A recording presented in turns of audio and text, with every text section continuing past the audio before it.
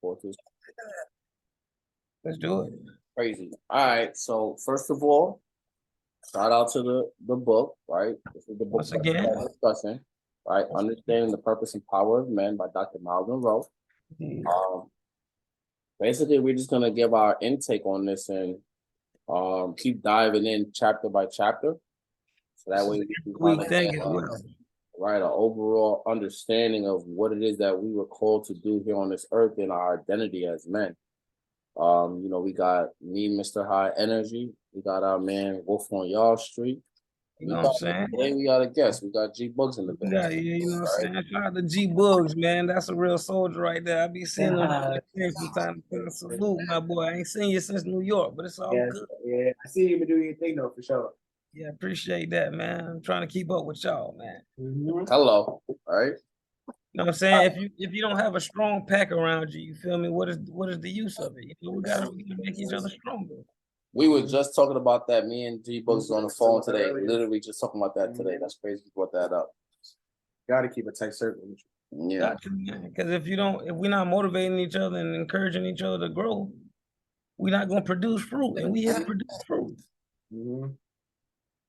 Well, I know that's what I was called here to do. I don't know about y'all, you know what I'm saying? I'm just playing, I'm just messing with y'all. I know that's what that's what the good book says. So I'm following the good book. I don't know what other book people are reading. I'm following the good book. Oh yeah, the good book told me to be fruitful, multiply, and have dominion. That's what was told to me. And so hey, that's what I'm going with then, because apparently we read the same book. I wonder if this is gonna be in the recording. It's trying to verify Outlook, boy. Stop. Hold on. Oh, actually, no, it's not. It's on my sharing my screen. Perfect. All right, let's open this up. All right, bro. Look, you want to start us off? I know you was anxious to get on this call, so. Man, I was looking forward to it when you gave me when I got the book, man. You know what I'm saying? As soon as I got the book, it was sitting in front of my door. When I got off work, I was like, oh yeah, let's go to work. Let's get to eating. All right, so I'd like to start it off, but I don't really know what the reason that Brian, he can elaborate that he sent me this book. I mean, I don't know like what he had in mind when he first sent it to me, but I felt like when I got it, it was just such a timely thing because I was legit talking to some younger men about what it means to be a man and how we got to stand up in our communities and what our purpose is and how we gotta take back our power, because these days anything is sliding for masculinity. And it just so happened that when we got along that subject, Brother Brian had said, hey bro, I'm reading this book and I wanna send it to you and I wanna see what you feel about it. And so we agreed on the phone a few days ago after we got out of church, matter of fact, that we was gonna do this every week, chapter for chapter. And we started off with the preface. All right. Dr. Myles Munroe has been a blessing to many people, especially me. And so when I first started off, when I read the first part of the preface, which is the first sentence was gas off the rip.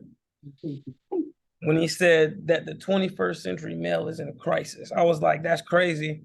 Like, that's insane. That's the first sentence that I read. The 21st century male is in crisis. And it's so funny because right when COVID was about to hit, I had gave a sermon on the benefits of being in a right relationship and knowing your identity, like who you are in Christ. So I just felt that, this was such an appropriate thing. So I got a few things highlighted here, but before I get started, I want to give y'all room to say what you thought. Before we get to digging into it, what you feel, where we gonna go with it, whatever. I'll jump in real quick. One of my favorite parts of that I read is, let me see if I can find it, right? The clash of the old and new ideas, right? Yeah, that one for me hit.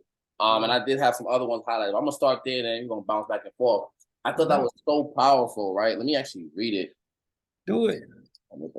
All right, so it says, yet the lines of these new roles look blurry to men as traditional and contemporary ideas eclipse, overshadowing one another, and then separate again.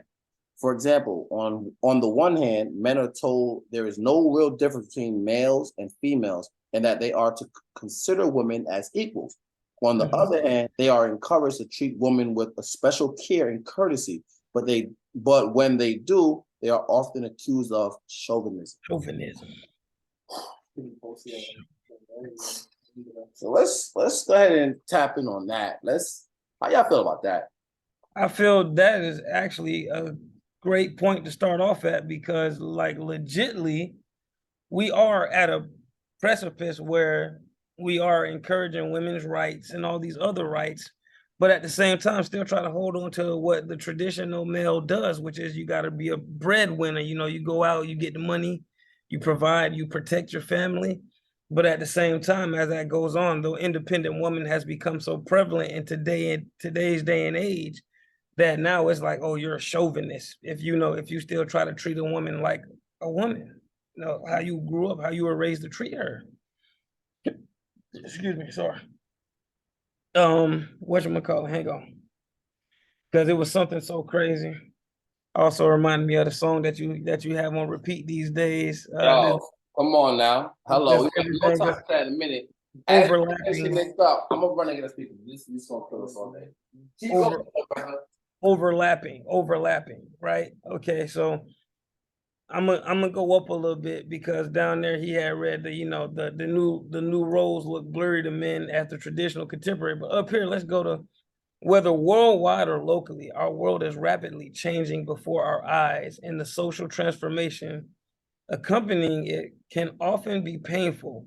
Clash of old and new ideas has left many men perplexed and frustrated in regard to their identity. How did their new roles, for example, equal partnership with women, play out against more traditional ones, such as breadwinner and protector? Men are feeling compelled to redefine their roles as they attempt to adapt to these changing and social expectations. This adjustment is disrupting both their professional and personal lives.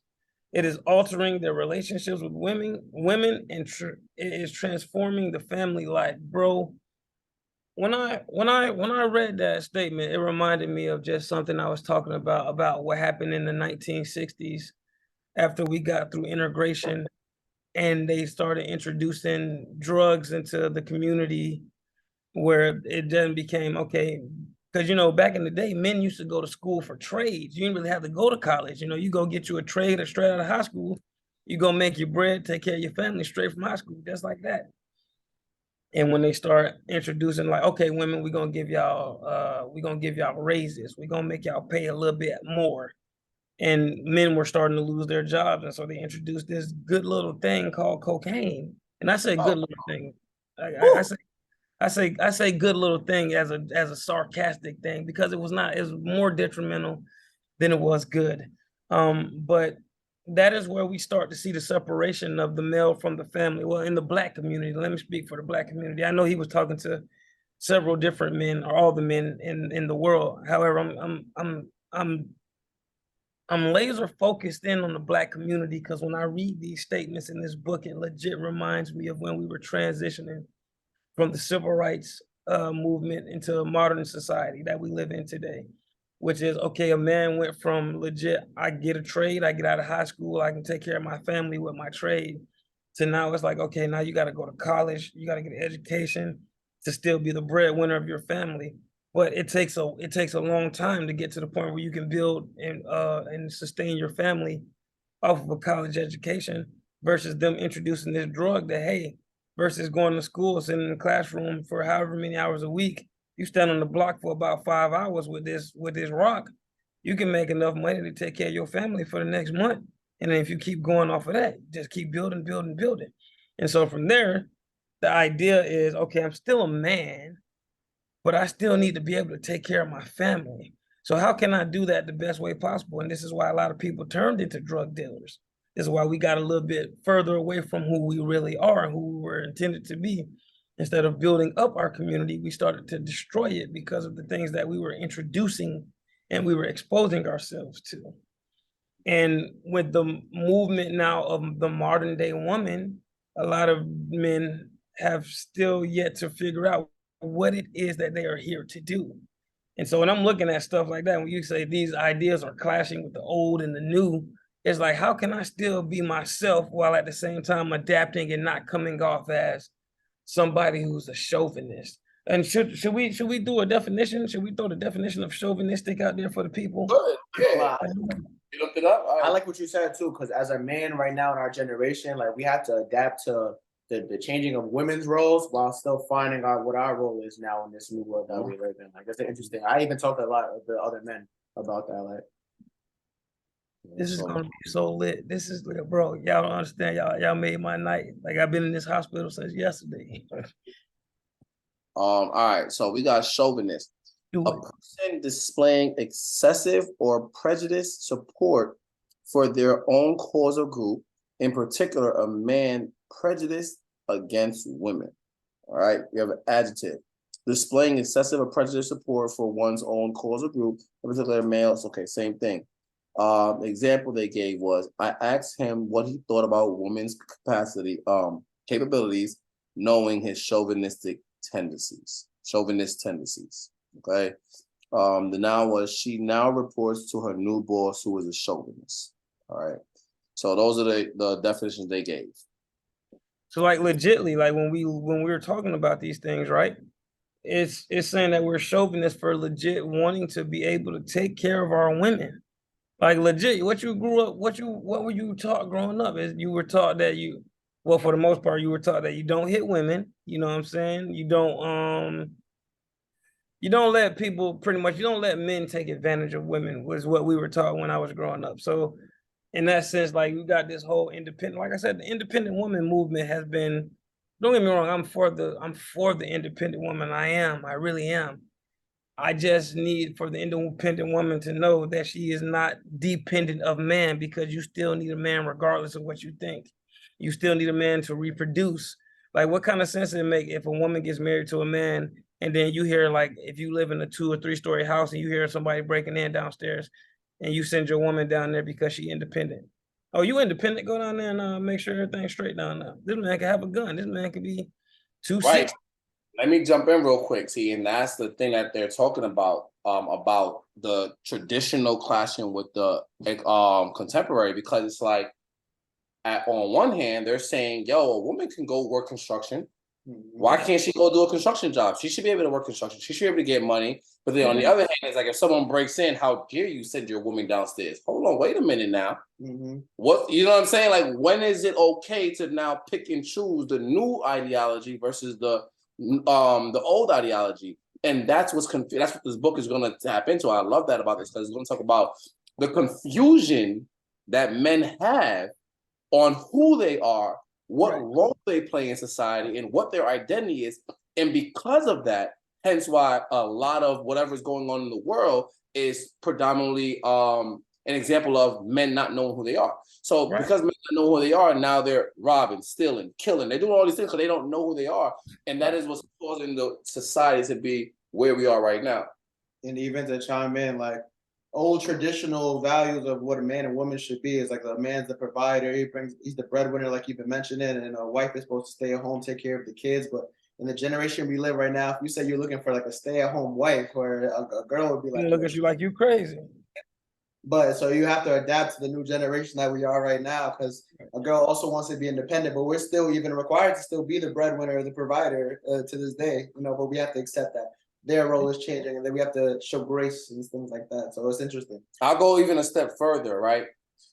A lot of women, especially in Georgia, because I moved to Georgia now. I left New York, I moved to Georgia. We all of us are in different states. I just happen to be in New York right now, which is great, because I want to talk on that, the different kind of women, the different kind of personalities, the different kind of states. That's a big deal. But in Georgia, you'll see a lot of women are winning in Georgia. They are winning. When I tell you, women are outperforming men 100 to 1 in Georgia. They have their own house. They have their own car. They have businesses. Their credit is immaculate. They have some of them are single parents and still killing the game, right?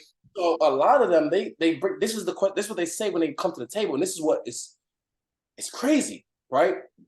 They say, I have my own everything. I expect you to have yours too. Ooh. So now it's like, so you want, in my head, I'm like, I get that, but then this thought process came to my head the other day and it was crazy. So you want us to have 2 houses? You want us to have, of course, 2 cars? You want, are we supposed to be building together? Yeah, we got to build together. Individuals in one relationship. That to me doesn't make sense. If you have your own house, why do I have to call my own house? So now we have 2 mortgages to pay. Here we could rent out one. Yeah, we could. You get what I'm saying? So now it starts to being like we're comparing and contrasting what I have versus what you have versus the coming together. So about that foundation, and that's where we need to straight up balance the traditional with the new, which is okay. Listen, I understand you have your own, but if we're going to do this, we're going to have to move on one accord. Do we necessarily need 2 houses right now? Can we afford 2 houses? Can we afford 2 mortgages? Can we afford to live in 2 different states right now? And so it all comes down to me, in my mind, this is what it comes down to. It's a conversation. And from that conversation, based on what you get, is how you will build your relationship with that woman from there. Because back in the day, a woman did stay at home to take care of the kids while the man went out and worked. Nowadays, you can get a babysitter and both of y'all can go to work. Or you can leave the kid with one of your family members and both of y'all can go to work. The thing is, how are we going to bridge this gap, which I'm so grateful, because we're only in the preface and we already this deep. We are legit 15, 16 pages into the book. We're not even in the first no, we're not. Hold on, because the preface is only. Yeah, no, you're right. And what I read from the second page in the introduction, we're 4 pages in. We're 4 pages. The preface is 2 pages, and I was reading on page 12, which is the page introduction. This is not like this book is like, we are legit this deep off of this little bit of this book, and we can already like legit have a full on dialogue because we are all 3 men that live in the 21st century that are now dealing with hot girl summer every year. We deal with a lot that a lot of guys didn't have to deal with back. My grandfather didn't have to deal with no hot girl summer. That don't mean that it didn't exist back then. I don't know what's going on outside right now. It's a very different life that we live. And I'm actually happy that we got Junior on this call right now. G-Buzz on this call because the age difference is important with this kind of insight. Because I'm 30, about to be 34. Next month I'm 32. About to be how old? 33? 32. Okay. And I just turned 25. We got a little range. So even in our, in our age group or in our upbringing, there was a different kind of mentality. And some of the women from in our age group now still have that thought process.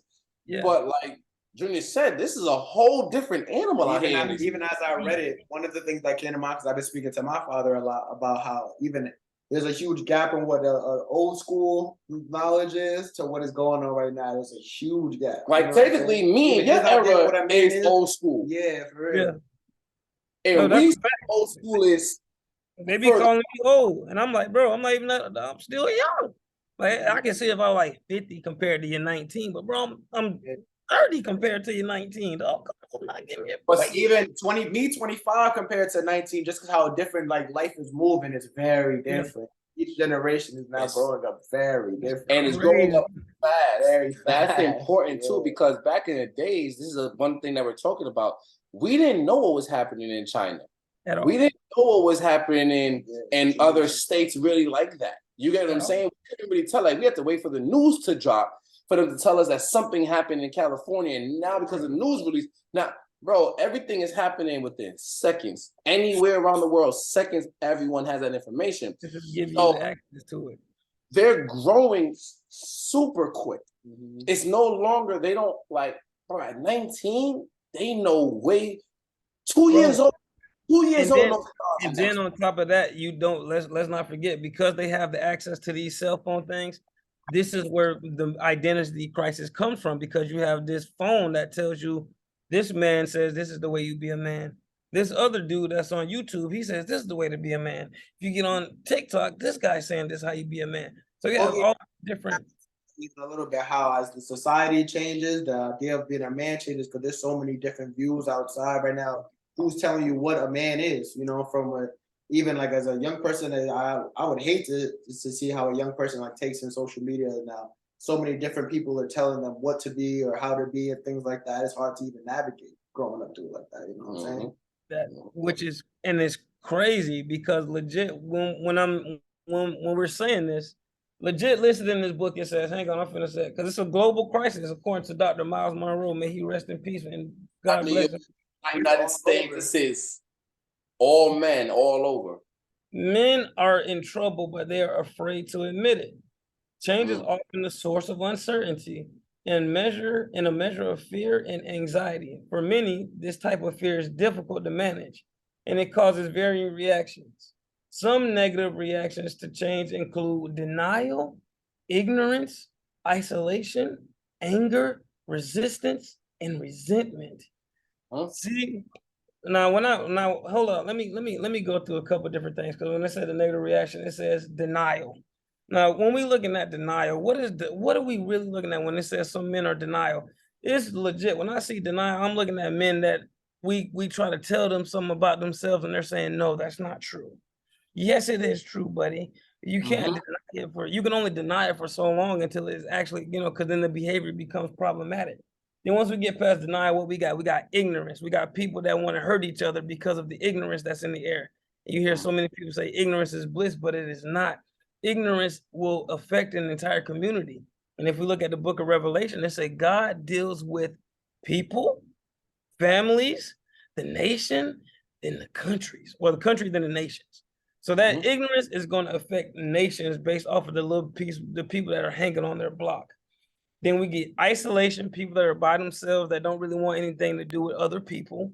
Men that want to hang with other men because they might be in competition or they might be jealous, or one of your homeboys might have a career. You might not want to be around him because you ain't got a career. Or one of your other homeboys might be a dreamer. He's focused on working on a dream, but you're stuck working a 9 to 5. So you don't want to be around him because that's not the type of, you don't want to be around that. You don't understand what it's like to be built up. You don't want to build community. And that's what we're all about, building community. Then you have anger. With that isolation, there does come anger. You will get mad, like, dang, how come? Why Brian get to travel all the time? Why I gotta be stuck? Why I gotta be stuck here all the time? Why I always gotta work? Or why G Bulls get to live his life the way he lived his life? That jump pissed me off, and then that's how you get the violence that come. Then the resistance and the resentment, which of course always come in at the wrong time, because when you resist the process and the flow of change, it's often detrimental to yourself. And then you end up resenting it. Why? Because you could have easily just flowed with it, but because you were just so upset and in your feelings, which, shout out to my mentor, Pastor Gurley. He gave me some wisdom a long time ago, because I told him, I was like, man, I feel. And he said, Mr. Williams, let me give you some advice. Get out your feelings. Because when you get your feelings, all this stuff you're subject to all these things. And this is what men all across the world are dealing with. But I want to focus on all across the world right now. I want to focus right here in the United States, where you and I stay at, because we cannot, what Diddy told Biggie, we can't change the world until we change ourselves. Actually, I had a question for you. What's up? Because he gave the perspective on women from Atlanta. Give perspective on like women from Florida, you would say. Oh man, okay. So women from Florida, like, this is why people probably think I should go into politics, because now I'm going to start breaking down a few different women that I've come across. I feel that Florida, as far as it's a melting pot, but the women that are actually born in Florida, raised in Florida, they're not winning the same way that they are in Atlanta. I was when I go down to the child support office. I lived in Florida. I know what you're talking about. Yes, sir. Yeah, I don't know. Yeah, I'm interested. Yeah. They not so we have some beautifully, amazingly talented women down here. However, they don't have for a little bit, so I didn't get to really see. I know you have a bit. Bro, let me tell you something. You're gonna you say how long were you down here before books? I was like there for like a semester, for like 4 months. So no, man. Dude, you probably came across some of the most amazing minds that you'll ever come across. Yes.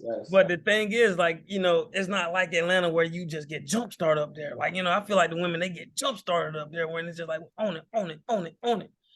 I have a sister. I have 4 sisters, but I have a particular sister. Brian met her. This woman is amazing. To me, she's amazing. And I'm not just saying that because she's my sister. I legit feel that once this young lady gets a hold or a grasp of what she wants to do, she will touch and change so many lives just because of who she is and like her story. And I feel like you can tell like a Florida woman she's dope, but she doesn't realize it herself. She doesn't see that potential or that capacity in her because of the environment that we're in. She doesn't actually get to, like Georgia, I'm pretty sure it's like it's like its own thing. It's its own machine. It really is. It's Yeah, like definitely. it's like New York is the same way. New York Yeah. is like you've Very been here. different It's from every- different. that's Like why I you was like, have to yeah. be a certain way in I New can York. give your perspective, but I know it's And very I know you can live different. it better than that. And then in Georgia, not to cut you short, we're gonna go back. I want you to keep explaining in Florida, but in Georgia, they're more slow paced, but they're also very much entrepreneurial mindset.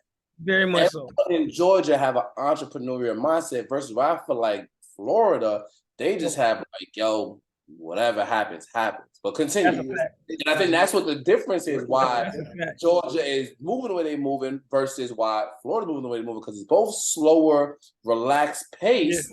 But for whatever reason, Georgia is relaxed and winning. And a lot of Florida is relaxed and they're content. See, I feel like New York is fast paced. Yeah. They're like hustle, not really entrepreneurial. Right. They'll work sport. They'll work. Feel me? I'm 12-hour shifts, then go to another 5-hour shift, and they'll work 2-3 jobs, and they'll do cabin, they'll do side hustle, they'll do off the book, so many different things. They'll hustle, but no one's building a business. Yeah, where I feel like I already heard like everybody's about building a big business, building a brand behind doing something like that. Where we just really hustle and get by in a fast kind of life. Find that job that's paying enough money, and then find a second job that's support my lifestyle. Legit working the job to support the lifestyle. And the thing is too, like some of the women that I've come across down here, it's more like instead of like trying to build the relationship back, because I'm actually talking to a girl that's from Georgia, and she's very much what Brian is saying.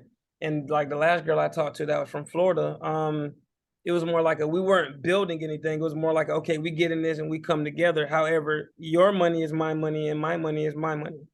And it's that's the thing too about Georgia. Georgia women, they'll take care of you. That is New York women too. Florida, that's the way he said about Florida. That's New York. But also peep this, and it's happening to Georgia now too. We got to remember a lot of Florida, but you did make a separation of Florida born and people in Florida, because a lot of people from New York moved to Florida. And that's why I feel like I perspective too, because it's not as many like natural.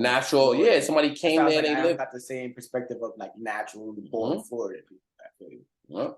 So like definitely, but so like Florida born women, there are exceptions to the rule, but for the most part, they're like, I'm gonna take whatever comes to me. It's not I've seen it. I've seen it. You're 100% right. I've seen it when I went out there. Like and I've seen that they're more old school. They're more so like, and I think it's also because you don't have to try hard to be okay in Florida. See, in New York, you got like you grind. You gotta go get it. You think you gonna just chill all day? You're not gonna make it. I promise you. That's not how New York give it up. New York will show you who New York is the moment you try to not be a hustler, right? And that's why they say if you can make it in New York, if you can make it here, you can make it anywhere. That's a real statement, because you have to really do something to survive this concrete jungle versus Florida, because it's so relaxed. You can have a regular job and pay bills. You get what I'm saying? It's easier to do that. And then if you have 2 incomes in the household, y'all good, because it's not as crazy. Right. And they're content with that. Right. Now look, you was even talking about how Atlanta women have their own and want you to have the same. I feel like in New York, a lot of the time they expect you to have, they don't be having their own. And that's what makes us, and that's what makes New York women different from Georgia women, because they definitely about that hustle. But they not really, they gonna keep that to the side. Like, now them guys think, mind you, they got hundreds of thousands of dollars and they looking at you like with their hand out. Versus Georgia, like, I have mine, I want you to have yours so we can be good. That's why I felt you on that, like, your money is our money, but my money is my money. Mindset. For sure. And they expected you to have everything together, though. They want you to have the car, the house, though. You feel me? Right. Instead of us building together, which is why this is how we supposed to bridge the gap. Because like I said, back in the day, you know what I'm saying? Like, even though it's a bad example, my dad, for sure, had his own and he was taking care of my mom, it was the way that he was doing it was not the way that most people should do it. But I knew that my mom was always at work and we was always fly because dad, he was outside. You know, he was out there doing exactly what I was talking about at the beginning. He was out there bringing down the community. He was out there selling the drugs and stuff like that. And so for the most part, I wouldn't see my mom a lot at a time. And so like I'm legit witnessing how modern 21st century men and women interact before I even become a man. And then when I actually do become a man, now it's like, okay, Pop, you was outside selling drugs. Mom was always at work. I can't afford to go to jail because I'm sick. So we gotta figure something out. And as time progressed, I just started seeing like around me how many of my peers were legit like down here in Florida. I ain't gonna lie, we slow. We're a lot slower than a lot of the northern states. You know, we it takes us a while to get out the nest. You know, but it's the South. You feel me? It's the country. Everybody, we live together. We live together for long periods of time. But when you finally do move out on your own and you figure it out, it's like, okay, how can I then move into hold up? I got it highlighted. Don't worry, I got y'all. So I want to make sure I say it right because I came prepared. You know, I came operating under the 5 P's. Proper preparation prevents poor performance. Preach. And add the 6 P's. Preach. You know. But hang on, I got you. Number 9. Yeah, go right here. Okay. So, like, speaking of what I was saying when I was growing up, like I said, because the girl that I was talking to, you know, she was my money, like my money, the money that I was going to work to make was her money, and her money was her money. So I was like, well, where's the money? Where my money at?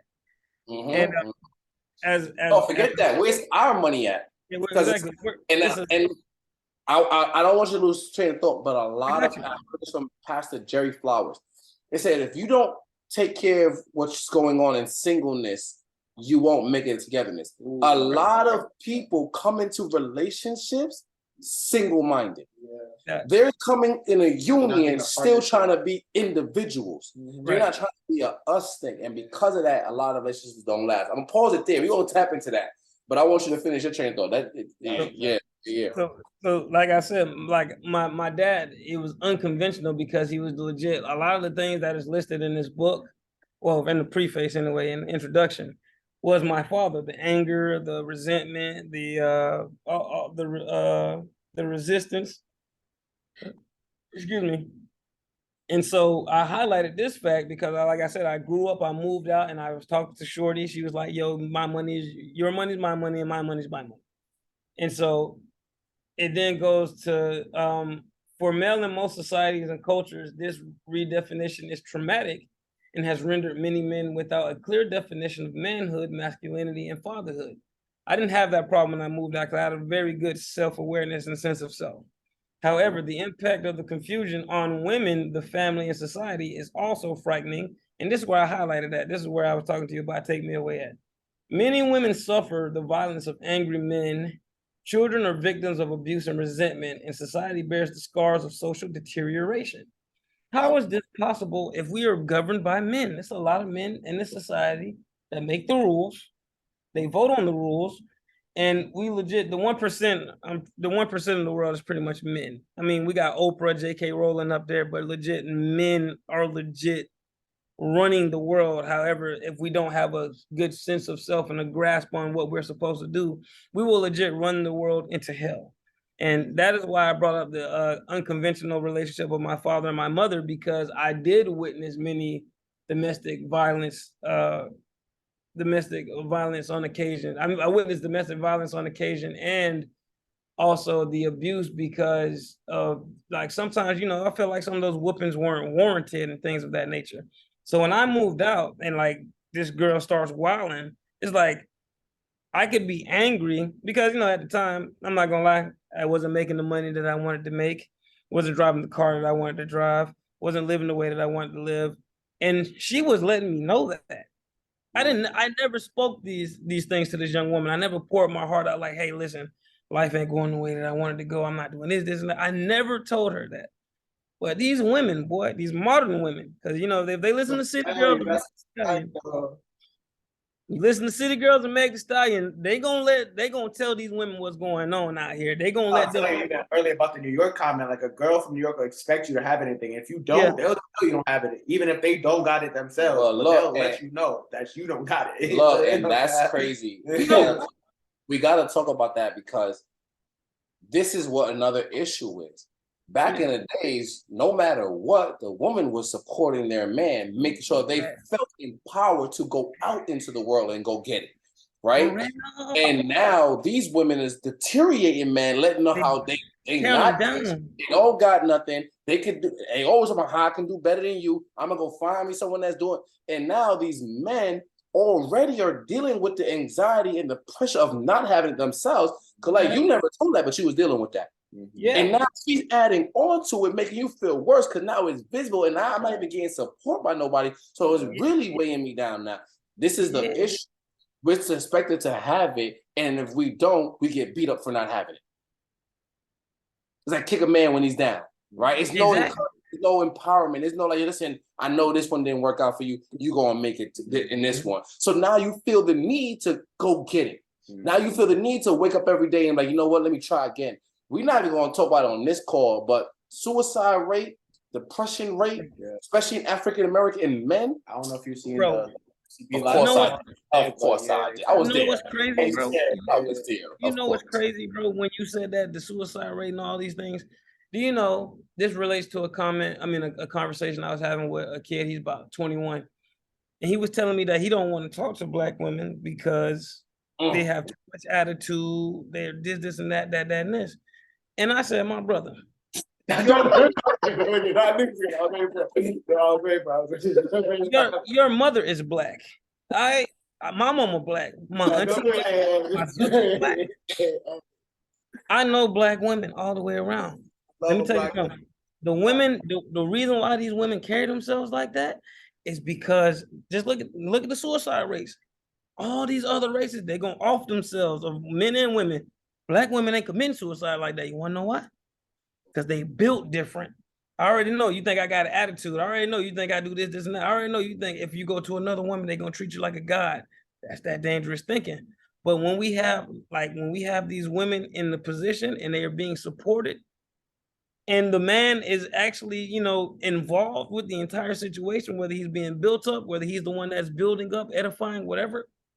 Do you know that is how we create more powerful communities?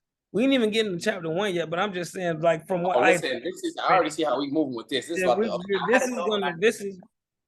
topic. No, you good, because this is literally all about this preface. For me, this is like this is like the introduction to what we're about to do. We're gonna be so much more structure moving forward, but I just wanted to see naturally how it flows because I'm big on that. Like we can always, all of us can dictate how a conversation go, but I didn't want that.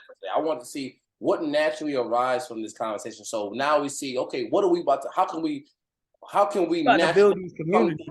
We about to build this next generation. We're gonna build it because how did we get from Coretta Scott Kings and Rosa Parkses to Meg Thee Stallion and JT and Young Miami telling these women? Well, I got a lot to say about that, but go ahead. But like this is the thing though, like legit, we went from building up, like we legit went from being built up to being tore down because of some things that were put into place before we even got here.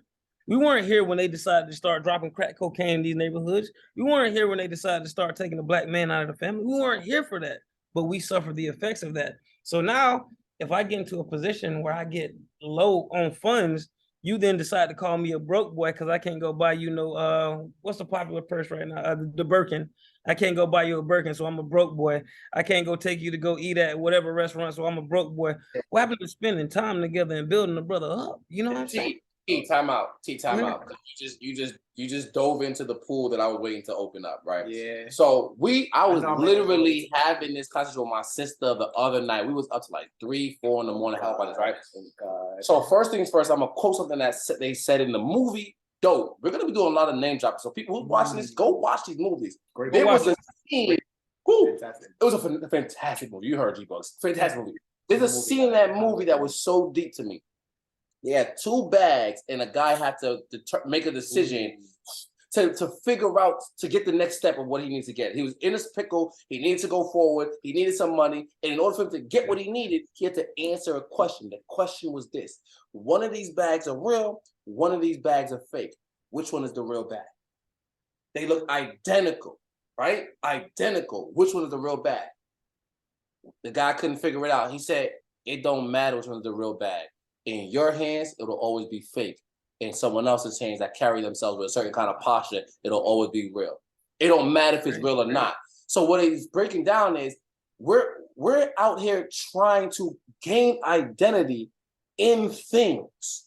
We think that buying the Birkin, buying the Louis, buying the Gucci now somehow makes us acceptable in the eyes of the world. Now I'm gonna dive deeper. I was on a call with a rich, wealthy real estate investor, and he said, I promise you, people with money do not care what you wear. Yes, only people that care what you wear are other broke people, right? So that in itself, we talked about people that think, oh, you're not valuable, or you don't bring anything to the table because you can't buy the things that actually do not hold weight in this society.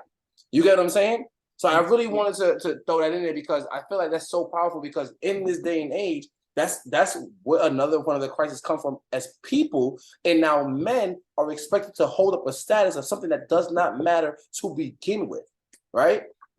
I like that point. I'm not to cut you off. I'm reading a book myself, even personally, that was even talking about it. Like, I never even thought about it until I read in the book how it talks about even for women. Like, women, they says how women take all their money and they save up to buy material things just so they can get validation from other people. They'll work so they can get a nice dress so they can go out and get some kind of like, hey, that's a great looking dress, or just to get quality, like, compliments on themselves and stuff like that. Most of the time you go out and it's just nobody even notices the new dress. You might get, nobody's gonna dance with you more than they did if you went through a regular dress at the spot you go to. It doesn't really mean anything, but people care too much about like the materialistic thing and get built up on you're a better person if you have better things or something like that.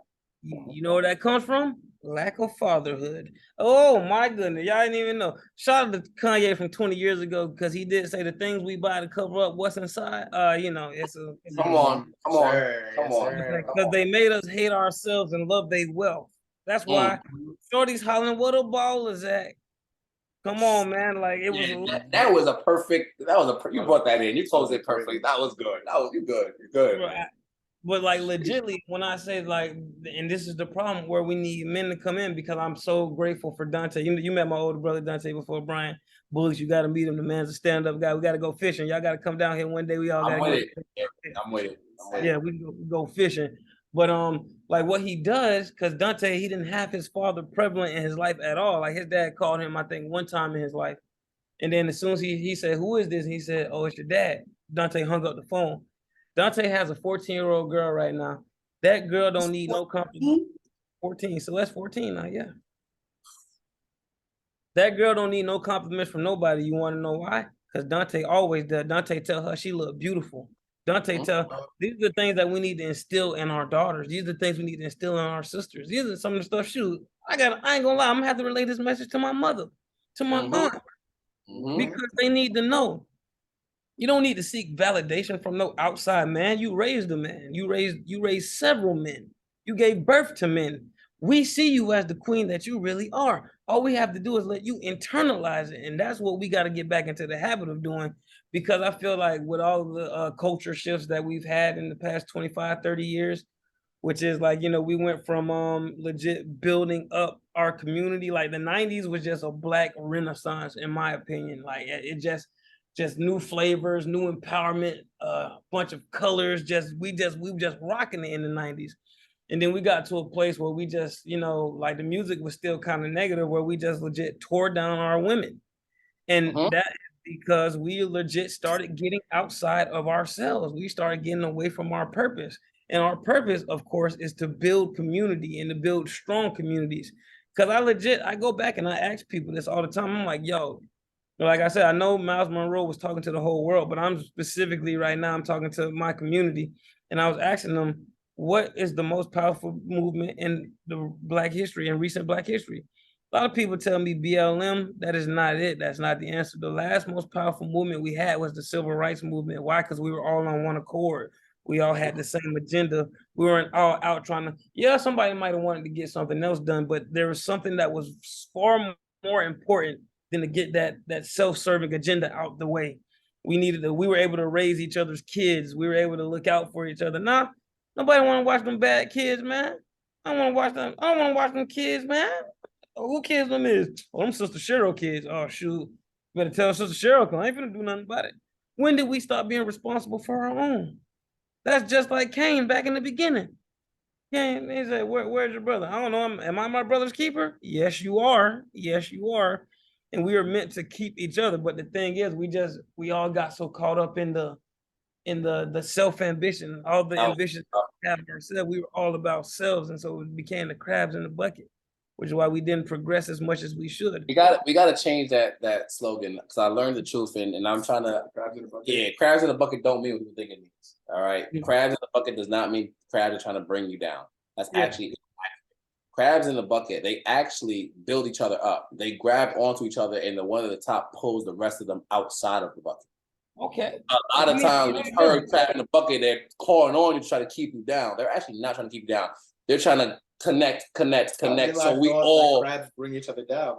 They don't bring each other down. That's what I'm saying. We thought that because they pull it. What happens is they clinch on each other, and then the one on top pulls everyone out. So they're actually helping each other get to the top. That's actually crab in the bucket. But we didn't. Of course, they see grab. They're thinking they pull them down. They're not. They're pulling each other up. So that's a different. That's something completely different. I want to do more research on that. However, we got to come up with something different. Right, I want to change it, because I want people to seek truth, not just say traditional things that no longer have actually value. Like we're living in a traditional. Sometimes we live in such traditional ways that is hurting our growth, because we're so used to doing something. We're so used to eating chillings. We're so used to not telling each other, speaking our business outside the house. We're so used to not going to therapy. We're so used to, as a man, all our emotions aside. We're so used to not telling another man I love. We're so traditional things, which is keeping us down. I do, however, want to keep this on an hour time frame.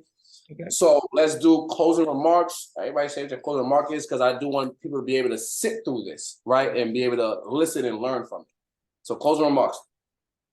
All right, so I'm gonna go with this. Like one of the last things that I had done highlighted for says that the average man is confused about his manhood, his masculinity, and his sexuality.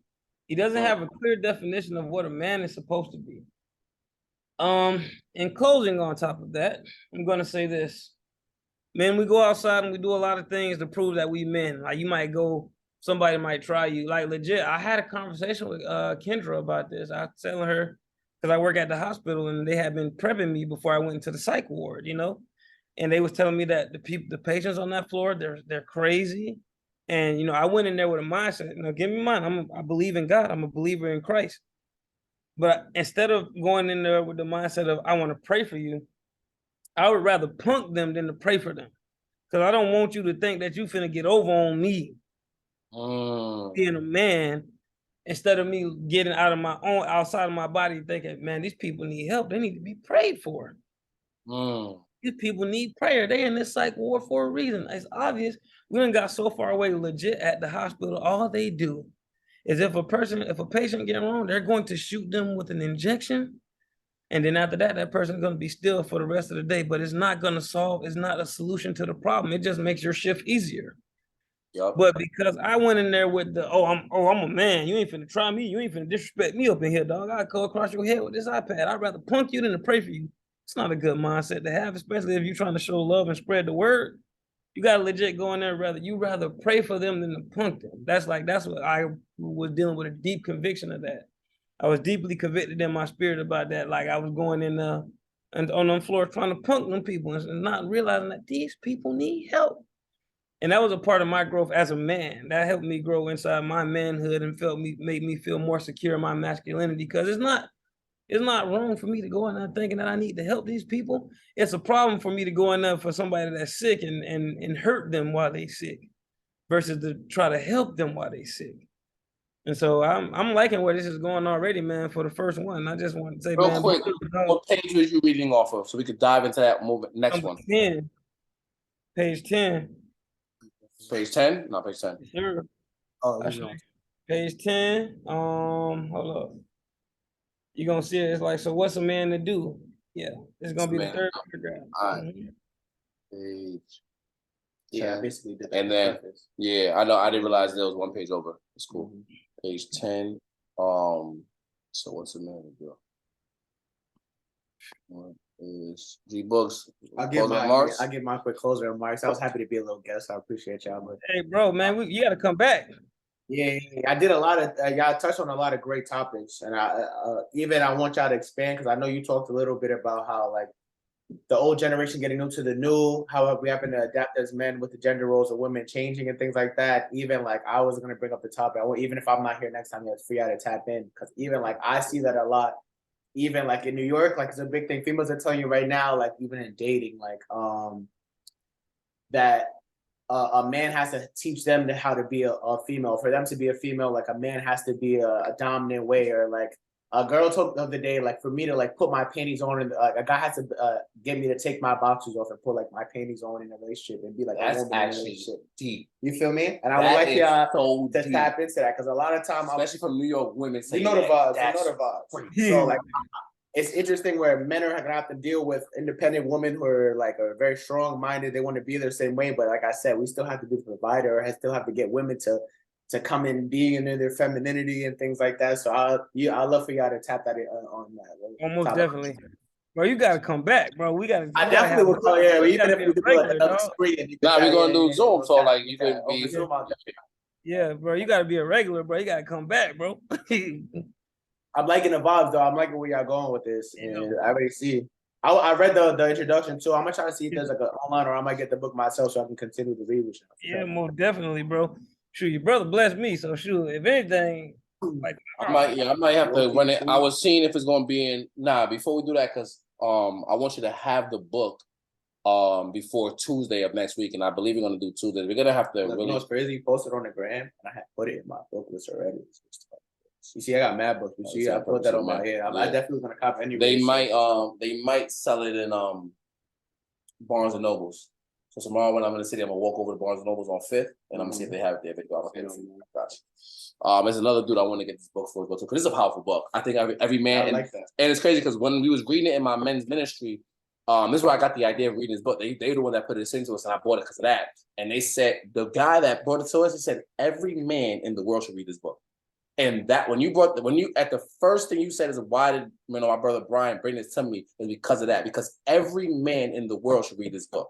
Because this is just the first couple pages. Look how deep we was able to get. Right? And that is the goal, especially for us believers, especially for us who are called to do more. Right? Martin Luther King, Malcolm X, they were called to do more. They were called so much that they lost their lives for this. Yeah. Right? Fred Hampton lost his life for this. One of his quotes was, we knew. I live for the people, so I'll die for I'll die for the people because I live for the people. Yeah. Right? I love my people so much I'm willing to die for this. And who else did that on this earth? That was Jesus.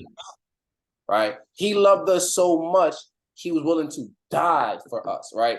So until we are able to say for my brother, my sister, my nieces, my nephews, my friends, whoever we are, yo, I love you so much, I'm willing to die for you. That stems from understanding who you are first and foremost, so that now we have a reason to fight. Like you did say, the civil rights was for last time we were connected. Because they were willing to die for this. Right? Black Lives Matter, there's something we're going to talk about that too. They skimmed off the top. They skimmed $90 million off the top of Black Lives Matter. I was thinking about that when you said that. So I read that on the article. They skimmed the people that was at the top. When they got their 90 mil to help out, they booked it.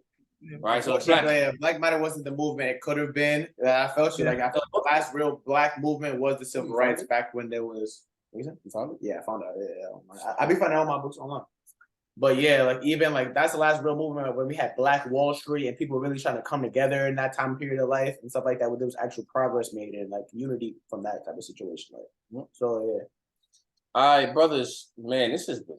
Bro, I got the book already. Look, I got it online already. Yeah, we could definitely do this. This is and I'm gonna send the Zoom out. We're gonna do so, you need guys. to upload this ASAP because people need to hear this. They need Yeah, to I'm letting this come off right now. I'm gonna re-listen to it, but just so I can make sure the audio was good because my speakers was choppy in the beginning, and then I want to see what it sound like when the speaker was here. Make sure they caught your sound. Because if they didn't catch you because I have speakers on, that's gonna suck. Right, so I'm gonna just make sure that everything was up and up. But other than that, man, I love you, brothers. We're gonna for the next time. Let's go all the way up into chapter 1. Or did you want to do introduction? Shoot, yeah, we can do, bro. I'm actually at chapter 1. Like I just didn't read it. Okay, so I just didn't read it yet. Everything you see, when my highlights at, I didn't highlight these pages. My fault. I didn't want to write in the book, but it was just too good for me not to write. I mean, like it just happened like that. But no, I'm about to write in mine. Hold on. So again, guys, we appreciate you for listening in and stay tuned for us to dive into this entire. But this entire book is we're really gonna give not only what Dr. Myles Munroe said, but we're also gonna give our opinions and just basically have topics of this. If you like what you see, like, subscribe, share. And if you have some comments and you want to be on one of these calls and you want to get involved in this book reading, send some comments out, send some messages out, find us wherever you see us on social media. Mr. High Energy 1_ on all social medias, guys. Shout out your handles. I'm at Wolf on y'all street. It's 2 F's in that. It's at WOLFF, and I'm on y'all street. Could have been anywhere in the world, but right here on y'all street. Amen. And this George flips houses on the gram. That's Let's go. So, guys, appreciate you. Love you guys.